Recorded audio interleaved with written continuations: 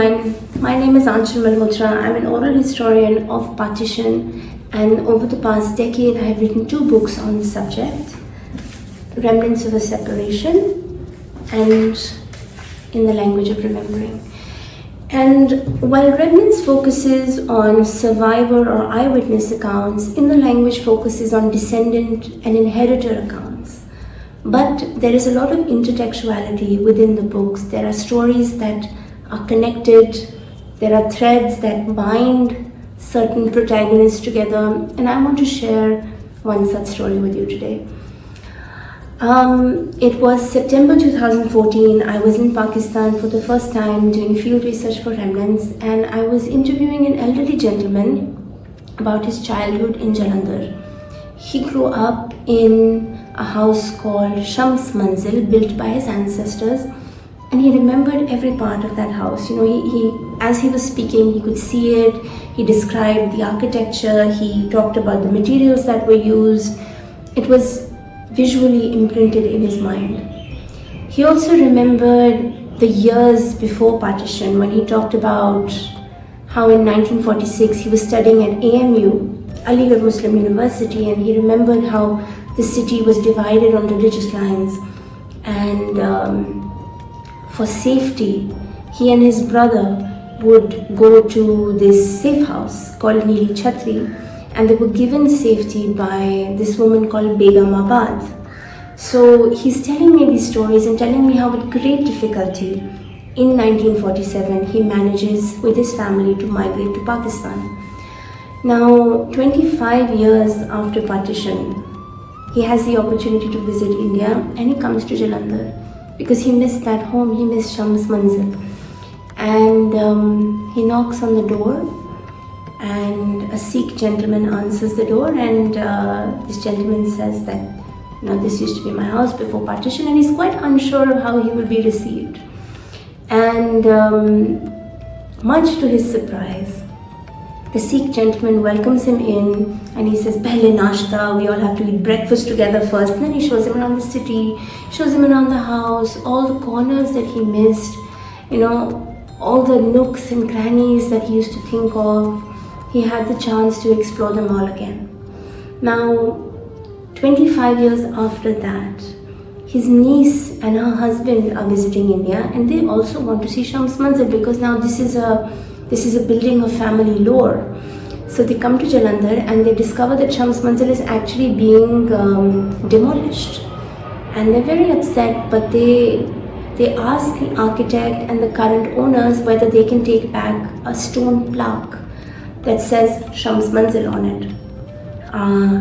And they agree, and so this couple takes the plaque back to Lahore and gives it to the gentleman, who is happy beyond belief. He has a piece of his Jalandhar with him in Pakistan.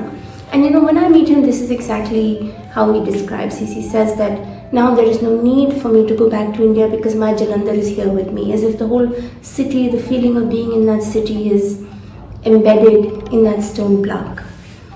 Now, in 2020, I received an email from 2 sisters in America saying that we bought your book, Remnants, for our grandfather, our Nana. And there are photographs in Remnants. There's a photograph of the stone plaque, and so they say that he was going through the book and he saw that photograph, and he said Shams Manzil, because he grew up in a house called Shams Manzil in Jalandhar, and it was the very same house. After partition, his family were the ones that moved into that house.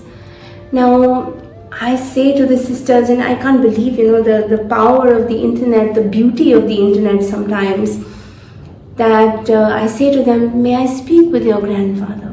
And so he lives in America, I am in Delhi, and we organize this Zoom call. And he tells me about his story of partition. And I write that story in the language. In the language, I write it in this book. He tells me how his family migrated to India with great difficulty, and the details in his mind are hazy yet clear, He is working through his memory as we speak. But one thing is really, really clear. He was the gentleman that opened the door for the Pakistani man 25 years later. He was the Sikh gentleman. And his daughter, who is sitting at the back, remembers because she was a child at the time. And I'm just blown away by the fact that we are connected to people we don't even know. This gentleman in Pakistan and this gentleman in America are connected more intimately than many of us will ever be, and they don't even know it, they don't realize it. And I'm just so moved by the fact that I am a part of this interaction. So I write about it in the language. And then several years pass after that. And another lady writes to me. And she says that I was reading Remnants on a plane.